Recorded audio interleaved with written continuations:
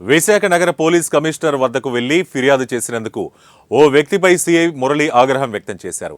న్యాయం కోసం పోలీస్ స్టేషన్కు వెళ్లిన బాధితుడిని పోలీసులే భయపడుతున్నారని ఆరోపణలు వెల్లువెత్తుతున్నాయి.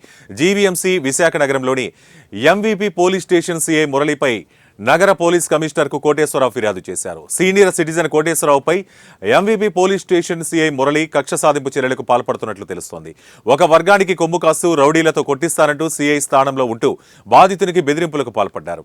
న్యాయం చేస్తామని కోటేశ్వరరావుకు పోలీస్ కమిషనర్ అధికారి హామీ ఇచ్చారు.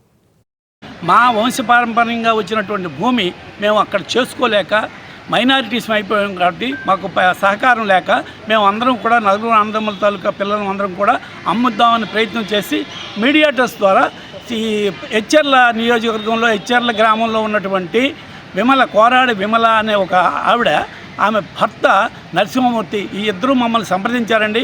మేము కొనుక్కుంటాం, 11 ఎకరాల 35 సెంట్లు అండి అది మేము కొనుక్కుంటామని వారు వచ్చారు. అయితే సరే, వాళ్ళకి మాకు టర్మ్స్ కుదిరాయి, మీరు కొనుక్కోండి, కానీ 6 నెలల్లో మాకు రిజిస్ట్రేషన్ చేయాలి, 6 నెలల్లో మాకు పిల్లల పెళ్ళిళ్ళు ఉన్నాయి, అవి రిజిస్ట్రేషన్ చేసుకోకపోతే మేము చాలా ఇబ్బంది పడిపోతామని అప్పుడే అన్నాం. కానీ రిజిస్ట్రేషన్ చేసుకుంటామండి తప్పకుండా అన్నారు.